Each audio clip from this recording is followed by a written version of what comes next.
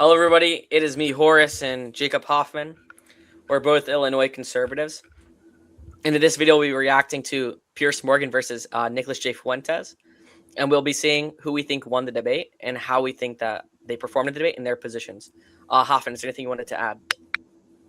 Not really. It seems like, there's a lot of controversy around this video, and it seems like it'll be interesting. All right, without further ado, let's start.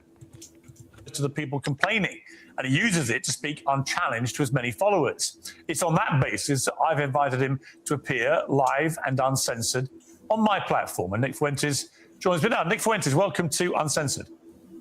Hi, great to be with you. I don't know you. I don't think we've ever met. You can correct me if that's wrong. I know about you. I know that increasingly people are talking about you in a more mainstream environment than you may be used to. So for those who know nothing about Nick Fuentes, I want this to be an opportunity to get to the real person. I don't know who that person is, but I do want to use this opportunity to get there. I've seen you talk. I mean, just look at Fuentes' body language. It's very clear that he's nervous. As we prepared for this in exchanges with people and on your show, saying if you fear it's going to be very hostile, it's going to be an ambush, all those kind of things. I don't intend it to be overtly hostile. I don't intend to ambush you. I intend it to be an examination of what you said on the record, an examination of what you believe or what you say you believe, and an examination of what your rising popularity says about the state of the conservative movement in America. So those are my goals from this interview. What are your goals? Why are you doing it? I thought it'd be interesting. And, you've talked a lot about me on your show over the years, and this is the first time you actually extended the invitation. I think it might be the second, actually. I think we talked about doing it during A24 a few years ago, but you've talked a lot about me with the panel, and now you've extended the invitation to talk to me. And I think it'd be interesting for me to maybe clarify some positions and maybe get to know you a little better as well. So I'm looking forward to it. There is a belief that you have two personas. There's one that you roll out now for podcasts and for shows like mine, where you come across as reasonable. And then there's your show on Rumble, where you often come across as having, a very unreasonable view on things. This is what Coleman Hughes said about you. Nick Fuentes knows exactly what he's doing. He is consciously playing this double game as part of a long-term strategy to become popular enough to take the reins of power, at which point he plans to pivot towards the extreme and unpopular policies that he advocates daily on Rumble. So first of all, what is your response to that? Well, first of all, I would say that Coleman Hughes is a propagandist. He works for the Free Press. I mean, that's just going to be genetic fallacy. Just because he works for somebody doesn't mean what he says is false. What's your take on that? Yeah, I agree. Run by Barry Weiss. So I think you have to consider the source. And Barry Weiss is a pro-Israel partisan. Free Press is just bought out by CBS for $150 million by Larry Ellison. So because this leader is a Jew, that then means that what he's saying is false or propaganda? I don't see how that follows. Yeah, it's already two fallacies in this debate. It's not looking good. Ellison. And so I think that's coming from a particular point of view. We can't pretend like that's coming from a vacuum or from some fixed position. That's coming from a propaganda outlet that's in favor of Israel. That's first. But second, I would say he is right about the two personas. And I think that everybody understands this on some level. On my show, I make jokes and I use rhetoric and I'm hyperbolic because for a long time, I had an audience that was small on these dissident platforms. I was on D Live for many years. A lot of people don't even know what that is. And so I had a small following and we had sort of like an in-group sense of humor and memes and things like that. And you talk about it one way on a freewheeling live stream when I'm by myself and I'm ranting and we make jokes and we play devil's advocate. Bro, nobody's devil's advocating on Nick Fuentes' stream. You don't see any actual serious debates on his streams. Unless it's a public debate with Dean Withers. But there's no reading of Socrates and so forth. No actual debates. Play with different positions. But then when you sit down in an interview like this one and people ask me a good faith question, what do you actually believe? Well, then I clarify and I say, well, here I'm not joking. Here I'm not being hyperbolic. I'm not being rhetorical. I'll tell you precisely what I believe. As far as this idea that I'm going to get power and then turn into Hitler, that just sounds totally insane to me. I'll be honest. I do agree with Fuentes on that. I don't think he's actually intending to run for office. I think he's more so of an internet troll. Honest, it just sounds insane. Do you have aspirations for political power? Not really. I think that if I wanted to run for office, I wouldn't say a lot of the things that I say. I don't know that a lot of people would vote for me. I tend to offend everybody, even a lot of people that like me. So no, I'm a truth teller. I like to tell the truth. I like to do my live stream. Who is Nick Fuentes? Tell me about your upbringing. I know you grew up in the suburbs of Chicago. Tell me about your early years. Early how? Like my childhood or a little bit your later? Childhood, yeah. Well, I grew up in the suburbs of Chicago in LaGrange Park, as you say. My parents are ethnics. My father's half Mexican, half Irish. My mother's Italian. And they both came from a pretty rough upbringing themselves. They both were raised by single mothers, not because of divorce, but because both of their fathers had died. They endured a lot of dysfunction. And I think that's one of the reasons they came together and they related to each other and they wanted to create a normal upbringing for their children. They wanted to have a normal family life. And so they moved out to LaGrange Park away from the city. And they raised me and my sister and really put us first. I think that's a big reason why I tend to have a lot of these family values or Christian values. My mother quit her job and stayed at home to raise us. And so I have a very close relationship with my parents, with my sister. We're a very tight family. And we grew up in a pretty idyllic town. And maybe we can sort of get into a conversation about politics from this. I loved my upbringing. My mom stayed at home. My dad was working. We're in a mostly white suburb in Chicago. I was maybe half Catholic, half Protestant. It was a baseball town. I played baseball for many years. In Chicago, we love our hot dogs. So essentially, Nick Fuentes is nostalgic about his past, and due to that nostalgia, he then forms political opinions. I think that's very problematic, and I think that's also the case for a lot of the far-right people, like fascists, as they miss their upbringing and they let nostalgia take over their political opinions and their logic. So I think it's more of an emotional basis of why he's deriving some of these conclusions. What's your thoughts? Yeah, I mean, it's like the same people who will say, like, certain older movies are better than the new ones when the new ones are better in every way. They just tend to, let tradition blind them. For a baseball parade and get a hot dog.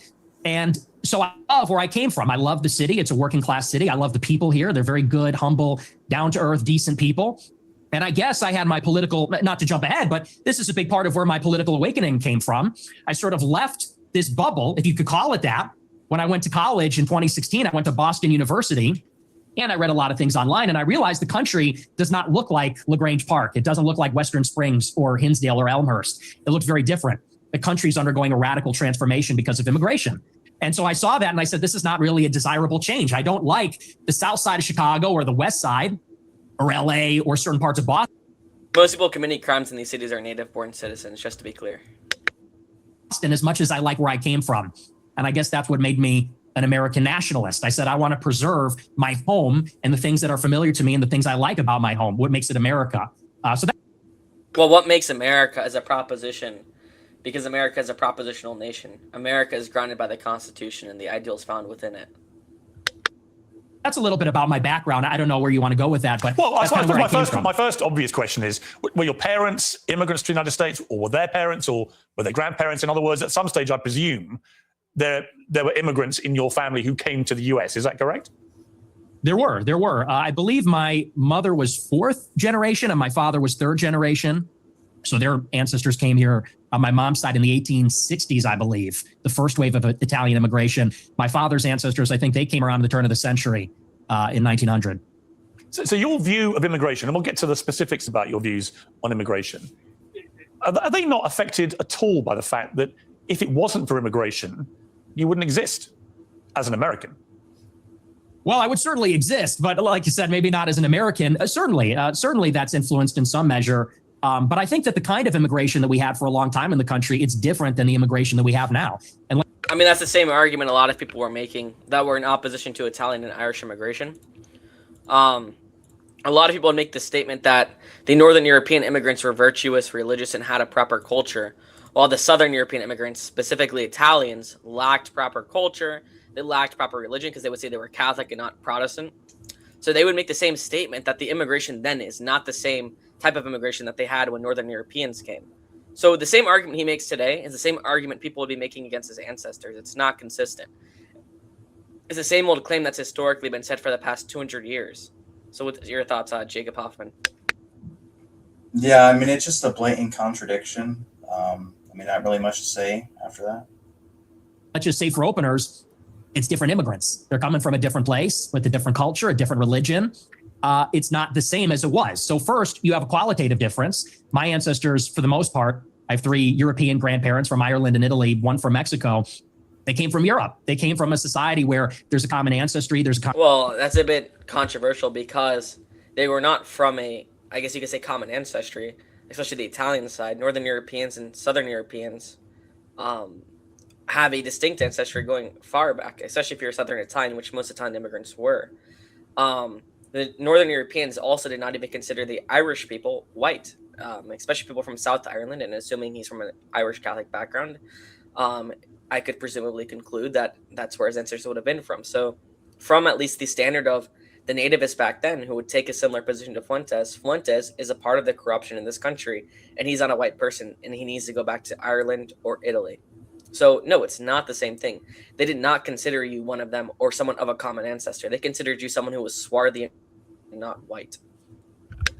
Common religion, common civilization. The people that have come in since There was no common religion. They thought that you were just going to vote who your archbishop votes for, and the archbishop would just tell you to vote for whoever the Pope told him to tell you. So they would actually say that you're trying to infiltrate America to spread Catholic supremacy, and that's foreign to their Protestant religion.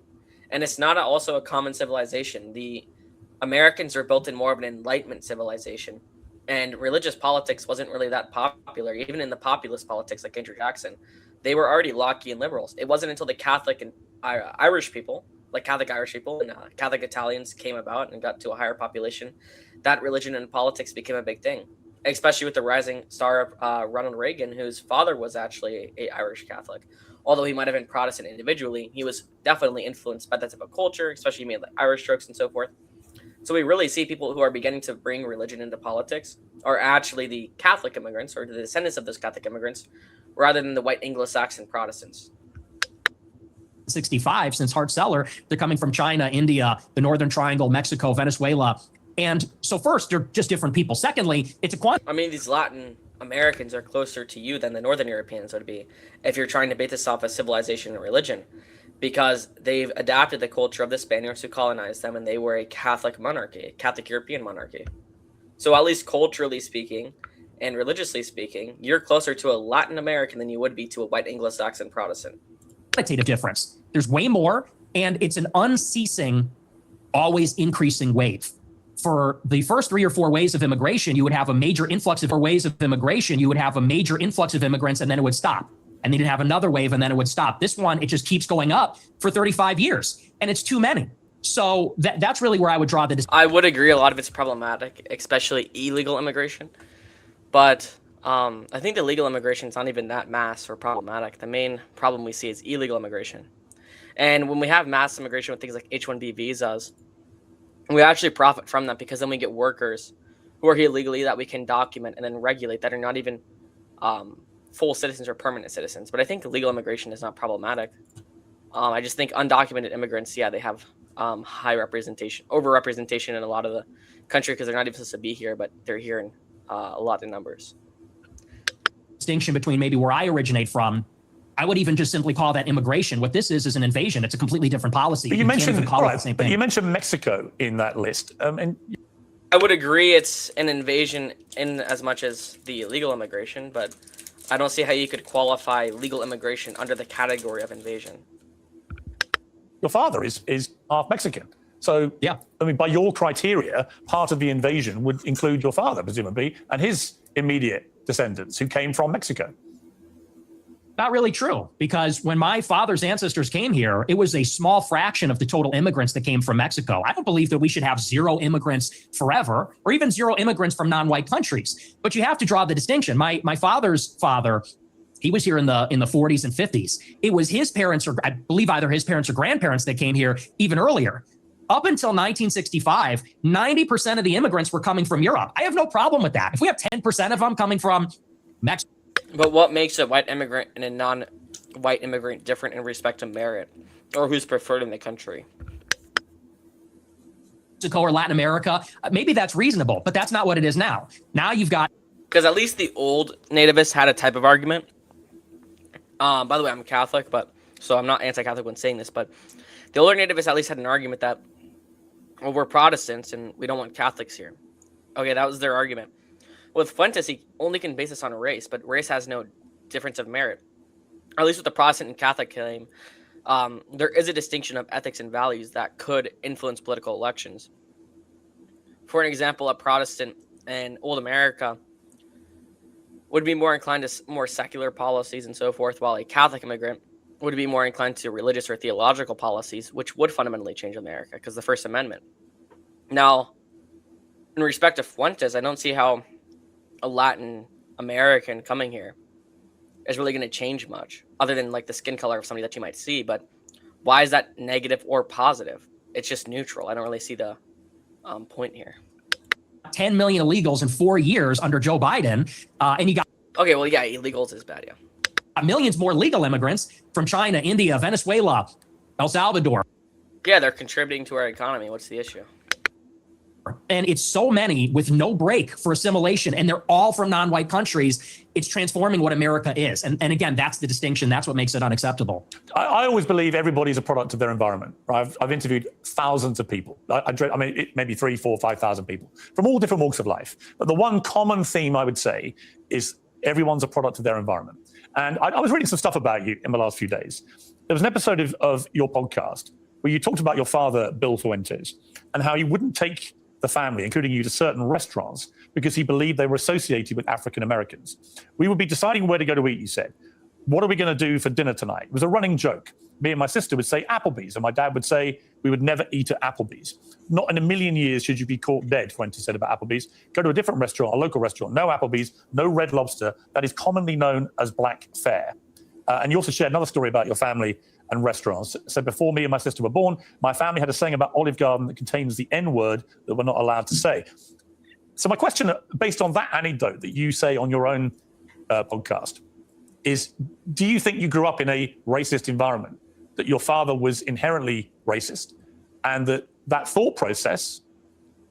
I wouldn't say his dad is inherently racist, but I would say he did make some casually racist remarks, which is racist to some respect. I would say his dad's more of a casual racist, but not like a professional racist who's inherently racist and so forth. But I think he could have been casually racist. He's probably not like hateful or anything, as if it's like, like a huge dislike for them, but probably just like Piers Morgan said, a product of his environment. Move to you. Well, I would say it's a new low. I've been attacked for being a racist many times, but to attack my father, to attack my parents based on anecdotes, I would say that's sort of a new low. Hang on, it's your anecdote. Yeah, but he's not here to defend himself. You are. And my parents are. You told the story. And I will. And I'll I'm not trying to ambush you. As I said at the start, Nick, to be clear. No, it's not an ambush. Nick, to be clear. I mean, your dad wasn't there to defend himself when he told the story. I'm not ambushing you. I'm literally reading an anecdote that you revealed on your podcast. It's you that's put it in the public domain. I know. I'm simply asking you whether my assessment of that, which is that your father didn't want to take you to certain restaurants because of what you refer to as they were commonly known as black fare, whether that attitude to African Americans in that instance permeated to you. It's a reasonable question. Yeah, no, like I said, I think everybody knows what that is, but I'll address it. I'll engage with it, and I'll defend my father from the charge of racism. Sure. No, my parents are not racist, and they've never been racist. I'll tell you about my parents. They used to have a school in Chicago in the South Loop where they instructed people on how to shoot firearms. It was a security school, and most of the clients were black. And I believe actually one of their clients was Larry Hoover's son at one point, sort of a funny story. And so most of their clients would come in from the South side of Chicago. My grandmother, she grew up in the projects in the city. And so my family being in Chicago, being ethnics, being Italian, Irish, Mexican in the West Side on Taylor Street, all over the city. My family for many generations have lived near and around black people. And look, my views about black people and their views about black people are shaped with experiences with black people. And what they will tell you, what my parents would say if they were here, is that for many... Well, I mean, there's people who are clearly institutionally racist, like George Wallace in the past, who would make the claim that they're not racist. I mean, I think that's kind of an absurd thing to say, that just because they helped black people, also they're not racist. I'm pretty sure there was a segregationist governor that would virtue signal on the fact that he keeps black people within his plantation. But that doesn't take away from the fact that he institutionally permitted racism within the laws. Now, I'm not going to say your dad's on the same level as these people, but he very clearly had casual racist tendencies, which is deeply problematic. And at least he was informally racist. Many years, the older generations of black people were very respectful, very humble, very decent. In fact, my grandma used to have an anecdote. She grew up in a lot of dysfunction. Her mother was mentally ill, and they would be having dinner in the projects, and there'd be so much chaos. and dysfunction and disagreement and fighting. And she would look across the way out the window at a black family in the other apartment, and they'd be holding hands around the table saying grace. And this is sort of the culture that used to prevail. But now what you have in the city is that there's no accountability for the black people. And now Chicago has become a complete dump because these teenagers go out and they take over the city. They call them teen takeovers. That's the euphemism for it. They're teenagers, but they all come from the same neighborhood. They drive up there and they mug people and attack people and they destroy cars and destroy shops. We had the Festival of Lights a couple of weeks ago. It's supposed to be a family event. And they light up the trees and they, there's a big parade. I was in the parade one year and you had a bunch of black people there shooting each other. 7 people shot, a 14-year-old killed in the Magnificent Mile. And I know there's a lot of black people that feel the same way about this. They say, we've lost control of the city. How is any of this relevant to the casual racist remarks your dad made? And we're looking for accountability. We have a lot of black people that are always outraged about racism, outraged about attitudes from white people, but they're never ashamed of some of these behaviors, never ashamed of some of the things that go on. And that's why I think there's a lot of negative attitudes these days. And so, again, I think those attitudes, you say I'm a product of my environment. I am. And so are my parents and my grandparents. So essentially, because some black people commit crimes within the inner cities, that then means it's justified to make casually racist remarks. Is that essentially what you're trying to say, Mr. Fuentes? And parents, unlike you, because you're not even American, in Chicago, we have to live in a big, diverse city where London is arguably far more diverse than Chicago is. There's a lot of different kinds of people, and I I think anybody in Chicago will tell you the same. I live in London. It's one of the biggest and most diverse cities in the world. But it's not the same. Well, actually, it's a big diverse I've been to London. It is the same. city. The only difference is we don't have the gun violence because we don't have guns. That's a whole different story. I don't want to get into that with you. I have got into that before. You got in a America. knife problem. You got sword problems. We have problems with Aladdin. Okay, so you do admit he has problems. Great. We have problems with violent crime. I make no pretense of it. So the idea that somehow I'm cosseted in London because I'm not in Chicago. I didn't say that. Well, you kind of implied it, but I guess You deeply entailed that. my point about the environment, I'm not saying you are a product of your environment. I'm saying most people are in some capacity. When I read that anecdote, it's just to remind you, it's not something I have put out there. You told this story, right? And you said that You said this. We're looping. You said this No, already. but you haven't really directly, I think, responded to it, which is whether your father would not take you to certain restaurant chains because he associated them with black Americans. Is that true? No, well, see here, if you're in America, you would say that Olive Garden is not real Italian food. Applebee's, TGI Fridays. How is any of that relevant? Did he say he would not take you to these places because they're black people food? Are you going to answer the question or not? Saying because Olive Garden is not real Italian food is not the same thing as saying I'm not going to go to this place because it's black people food. There's two different things. A bunch of far right slop, dude. It's just Exactly, because the symmetry breaker is going to be one's negating to going to one place simply off the basis of race and the race that eats the food, and the other one's just saying that this food doesn't reflect their culture. There's a clear symmetry breaker here, and one's discriminating against a group of people, and one's trying to protect their culture from possibly being misrepresented in the way that the food is presented. This stuff is a load of crap. My dad was just a food snob, but no, it's got nothing to do with that. My best friend in first grade was a black guy. We were not. Oh yeah, your dad's a food snob because he didn't let you eat in places where black people ate. That makes sense, definitely. And your best friend being a black person means nothing. Thomas Jefferson owned slaves, but he hired a person, I believe his name was York, and he traveled a lot of places. So, I mean, that doesn't make you not a racist. Or at least it doesn't make your dad not a racist because your dad doesn't reflect you. We're not a racist family, so. Okay, so when you told the story, Just to be clear, Nick Fuentes is saying not racist. So he's claiming that his dad is not racist, or at least people in his family are not racist. So I guess keep that in mind. I was curious. So when you told that anecdote, which clearly on the face of it is racist, right? You're basically saying your father made racist decisions about where you would go as a family to eat. Are you saying, well, I'm just going to ask you a question. Are you saying when you told that story, you didn't mean to infer that he was racist? And do you understand why when somebody like me reads that anecdote for the first time, as I did this week, I reach a different conclusion? Well, I understand what you're doing, which is a sort of making of a murderer. How did he become racist? Well, his father didn't eat an Olive Garden because he said that's not real Italian food. Hang on, can I? Saying because it's not real Italian food is not the same thing as saying it's because of black people eat here. There's a distinction. And there's a clear symmetry breaker. One's basing it off of you don't want to eat where other races eat, and the other one's just saying this food doesn't represent our culture properly. Well, I'm literally reminding you of something you said on your show, which led me to conclude a certain thing. If I'm wrong, tell me. Yeah, it was said in jest as a humorous anecdote, and now you're trying to spin it into a narrative, which is his parents are racist. He comes from a long line of racists. And I think everybody knows my parents are boomers. Mm-hmm. And these people come, well, you're a boomer, I guess, too. In a way, 60. right? You were born in what, 19? Yeah, so you're a boomer also. Or maybe you're a Gen Xer, I suppose, it's sort of on the cusp. But it's a humorous anecdote. These are kind of the attitudes of baby boomers in society, but you're trying to spin it into a narrative. A lot of boomers happen to be casually racist. Nobody's going to deny that, but you're denying it. Narrative, which is you're a product of your environment. Your dad's racist because of this joke. Now you're a racist, and I don't think that's a fair characterization. Okay, people can make their own minds up. They can go back and listen to you say it. I mean, the beauty of what I'm going to talk to you about in this interview is that almost all of it is just going to be reminding you what you have said and asking you what you meant. Your position about that story is that it was a joke. Okay. I want to come to something else you said. This is where you talk about Jews, women, and blacks. Let's just take a listen. They're always coming up with, no, it's not the Jews. No, it's not women. No, it's not blacks. It's actually really complicated. No, it fucking isn't at all. Jews are running society. Women need to shut the fuck up. Blacks need to be imprisoned for the most part. And we would live in paradise. It's that simple. Okay.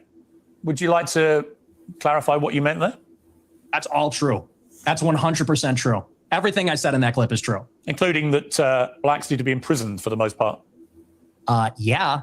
Yes. But all of them? No, for the most part. What does the most part mean? What percentage of American blacks would you like to see in prison? Whatever the percentages of the murderers. I think it's 1 in 20 black men will commit a murder in their lifetime. So maybe let's say that, 5%. Oh, so you're talking about black people who murder people? Yeah. Oh. 5% is not the most part. Most part would be above 50%. So if you're saying 5%, then don't say blacks need to be in prison for the most part, as you said, because it would not qualify as most part. Most part would, again, be more than 50%, more than half. Yeah, it's just feeling better. Oh, absolutely, yeah. But you didn't say that. You just said blacks need to be imprisoned for the most part. You didn't clarify that you were talking about black murderers. Right. No, you're right. That's a good addition to that. That's a great point. You think it's funny, or? I do. I think it's hilarious. I think it's totally true. Do you think a black American would find it funny? You think that blacks should be imprisoned for the most part? Blacks are my biggest fans. I get high fives all the time. They say, Nick Fuentes, I love your show. They agree with me. And you want to know why? Here's the difference. Black people are the most victimized by other black people. You think black people want to live in the hood and the ghetto and get shot all the time? That's what happens in the south side of Chicago. You should come here. I'll take you there. We could go to Garfield Park. My son went to Chicago University for a year, actually, several years ago. Yeah, that's a bubble. That's a bubble. You think you're in Chicago and Hyde Park? You don't know Chicago. Go a little bit west, see what it's like over there. And I'll tell you, black people agree with me because they're tired of it too. And maybe not most of them, but a lot of them agree with what I say about that because they know how it is. That's why the first thing they do when they make a little bit of money is they go and leave to another neighborhood. Okay, so what was just remind me again, the percentage of black men who commit murder in America. What was the percentage you gave me? It's 1 in 20. 1 in 20. It's 1 in 100. No, it's 1 in 20. No. Less than 1 in 100 black US men commit murder. That's the most up-to-date crime statistics in America. That's not true. I've seen other statistics. They say 1 in 20 will eventually commit a murder. So your rate means that you're saying that 5 times as many black men commit murder as the official crime statistics say. Yeah, there's a report, I believe, on X by Data Hazard. I'll have to go and double check that for you. But yes, there's. Okay, so his source is X. That's great. I mean, I think a lot of the far-right people who dissent from the mainstream political factions of the United States generally get to these conclusions off of unreliable sources, and I think it's proven when this guy's citing X, i.e. Twitter, as a source. Some pretty shocking evidence that says that it's far more alarming than you would think. Okay, but you would accept that the official crime statistics are 1 in 100, or you wouldn't accept that statistic?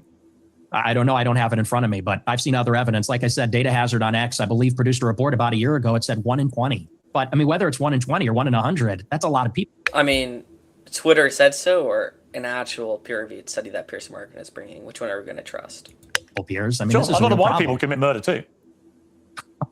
Well, they do, don't okay, they? but it's about proportionality. I mean, white people are 65% of the population. Blacks are 13%. Mm-hmm. And I think anybody... Also, it's not a lot of black people. That's 1% of black people, by the way. So again, if it's for the most part, you mean 1%? That doesn't even make any sense.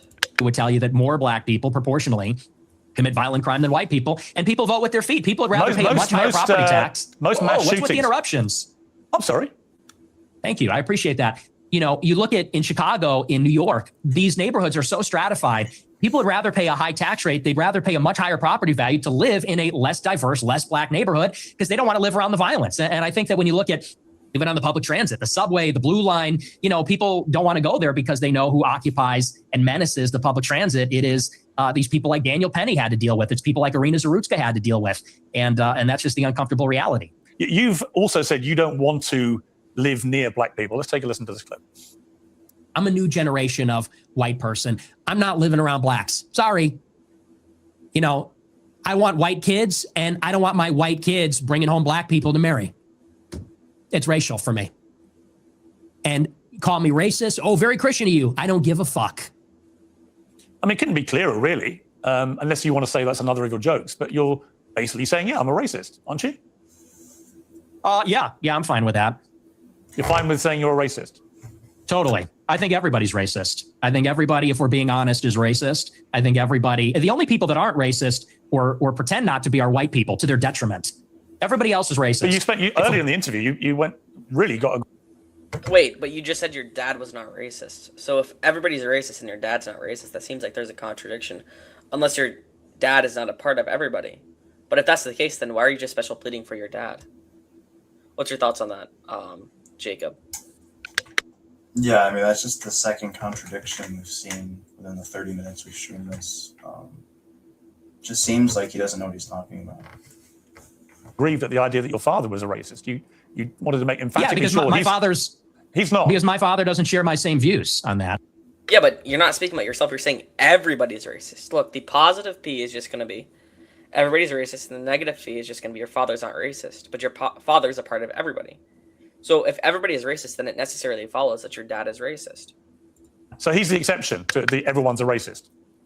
Well, everybody's a little bit racist. You're right. So maybe everybody... The difference is you're attacking my father... Oh, so he is racist because everybody is a little bit racist. So now you're changing your original position that nobody was racist. It seems like you can't remain consistent. He can get fired from his job. I'm not attacking your father. You are. No, I'm not. I don't know your father. And to be clear, I have no knowledge about him at all. Well, then let's leave him out of it. Let's leave him out of it if you don't know him. Hang on, Nick. You put that story into the public domain on your show. I'm simply reminding you of what you told everybody, millions of people, about your father. If you now want to retract it, fine. If you want to say it was a joke, which is what your position was earlier, fine. But I'm allowed to put to you things you've said publicly. That's not unfair. That's not me targeting your father. You put that story about him out You know there. what you're doing. You know what you're doing. I'm asking you about a pretty shocking anecdote, which to me looked like you were saying your father made decisions about where you as a family would eat based on skin color of people who worked at these places. If you say, or use them, if you say that is not what you meant, that's fine. You can respond any way you like. But the idea I can't ask you about it without you saying I'm attacking your father is ridiculous. Well, you are, and you know what you're doing. And there's a political culture in America where if you have the wrong views, you get fired from your job. And my father has a job. And if you go on here and say you charge him with racism or something, and I'm put in a position where I don't look...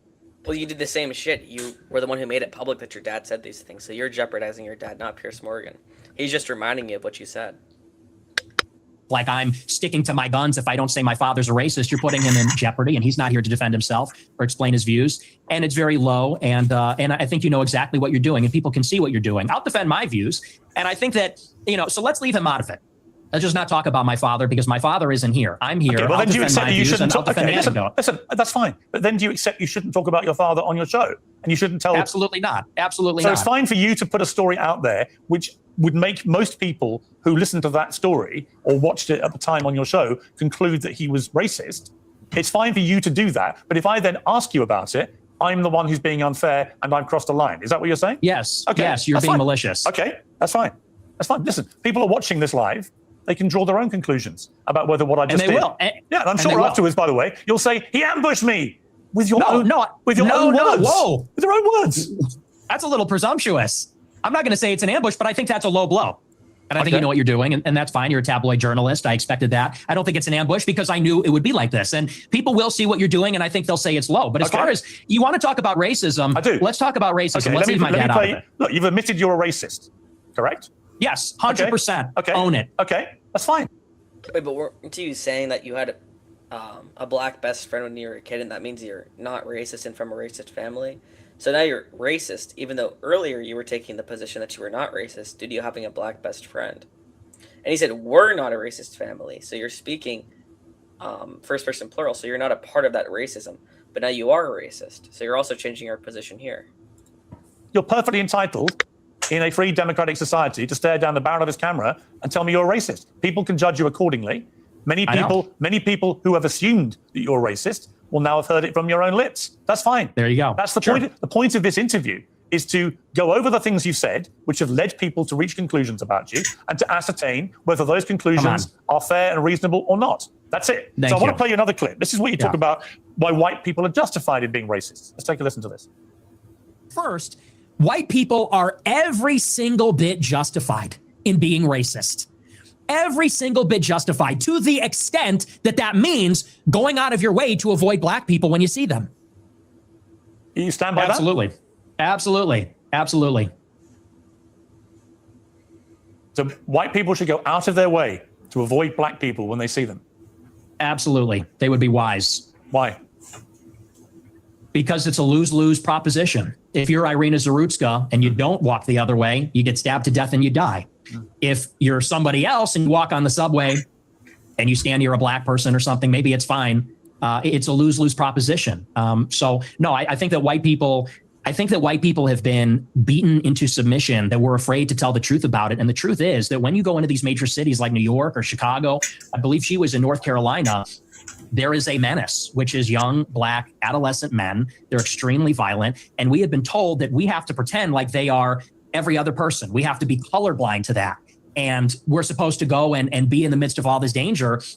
And I think that at this point, it's gotten out of control. You look at the BLM movement, they said that the reason that black people, are violent, or the reason there's crime, is because of police brutality, or redlining, or all these other things. They said we need to get rid of the police. We need to defund them. And a lot of cities did. A lot of cities like Chicago, for example, the police changed the rules of engagement. They don't chase them. It's not a felony if you steal a certain amount of merchandise. They won't chase them on foot. And now the city's totally up for grabs. And now whether you're in the Gold Coast, or whether you're on the Mag Mile, or you're in the worst neighborhoods in the city, you might get shot, you might get mugged, someone might run up on you. And I tell my followers, it is better to be perceived as racist and walk the other way and maybe keep your life, than to say, I'm a good anti-racist. I don't mind that this person's making me uncomfortable. Maybe he's looking a little froggy. I'm going to sit down because I'm a good person, and get stabbed, mugged, whatever. And by the way, this is a strategy. They call it the friendly stranger. There's a crew of them. They do this in Chicago. They stand outside bars, black people, they approach strangers. It's a robbery crew, and they pretend to be a friendly stranger, and then they mug them. And stupid white people say, oh, hi, yeah, nice to meet you. You know, they grin, they laugh, they put up with the nonsense, and then they get mugged, or worse.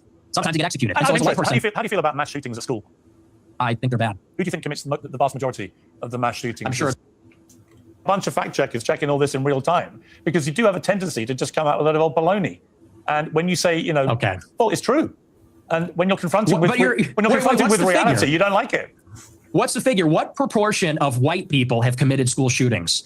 With white people as the denominator and white people that have committed school shootings as the numerator, what's that percentage? For both black and whites, the proportion of the population who carry out mass shootings generally is about the same. No. Tell me the number, and then the only focus of your attention is the black shootings, the black crime. You don't want to live. I get Piers Morgan's point. Piers Morgan is trying to say that all racists commit crime, so you shouldn't target one group specifically. I get his point. I think Fuentes is missing it. He's not saying that white people per capita do it as much as black people, but he's trying to say that white people also commit crime, and you're silent on that. You only hold black people accountable. Live around black people. You want to avoid black people. You don't want interracial marriages or relationships that may produce black people. And yet, when I point out to you that there are many parts of crime in America where actually there's a majority of white people that perpetrate them, you don't care. You don't have any interest in that. It doesn't exercise your mind. Maybe because no one's buying this. This kids. Argument lost. No one is buying this. Everybody understands per capita, and people can even see what you race ahead and say, well, we're comparing the proportion of white and black school shooters. I said, no, compare the proportion of school shooters that are white versus. You're completely missing the point. He's trying to say that you only hold one group accountable. You don't hold all groups accountable. That's what he's trying to say.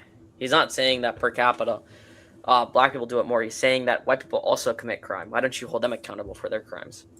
Violent criminals that are black, because that was the basis of the monologue, is that you're very likely, if you encounter black people or a young black man in the city, that you're going to be the victim of a violent crime, of a robbery, a mugging, a car theft, a carjacking, or a murder. That's the difference, and it's about proportionality. And well, if we're going to talk about proportionality, it's only 1% of black people. So why would you assume that in 100% of black people that you see, when it's only 1%? Everybody sees past that because we all live in reality. You want to talk about product of your environment? People that live in New York, Chicago, LA, we live in reality. We live in this environment and we see what it's like. And the threat, the danger in terms of probability it's not even comparable. And I would say this to your point. If you're in a high school and truly, if you see a white person who looks like a little autistic, he's got the SSRI stare and he reaches for a backpack, people joke and say, run. Similarly, if you see a jalopy pulling up with a bunch of black people in it and they got their pants around the ankles, you're going to run also. And I'm saying the same thing. The difference is the latter happens much more often. It's much more common. You know, in Chicago, there's like 10,000 carjackings. Yeah, the first part is people are making a joke about the kid and bullying him, which is also not good. The second part is you're making a presupposition on those black people and then having some systemic bias against them. Now, again, it's only 1% of black people. So if you're going to discriminate against all black people subconsciously, only because of 1% of them, then I think that's completely absurd. It's on a lower probability that the average black person will commit a crime against you because, again, only 1% commit these crimes. 1 in 100 commit murder. Car thefts every day. It's in the thousands. It happens all the time. How many mass shootings committed by autistic SSRI white people? I don't even know. I mean, it's probably in the single digits in the last decade in the city. That's the difference, and everybody knows that. But you're really just trying to carry water for liberal ideas. He's trying to say you only hold one to be accountable. But I think that's enough for today, guys. I hope you guys enjoyed the video. Hoffman, is there anything you want to end off with? I mean, just mainly want to touch on, the fact that Fuentes, he's a good speaker, right? Has very good rhetoric, but when it comes to the substance, it's very lacking. And people need to see past that, right? But other than that, no, not really. All right, guys. If you guys want to support Republicans in Illinois and help spread conservative values and counteract against the woke agenda, and then also far-right figures like Nick Fuentes, make sure to subscribe to the YouTube channel. We'll be ending the recording in 3, 2, 1.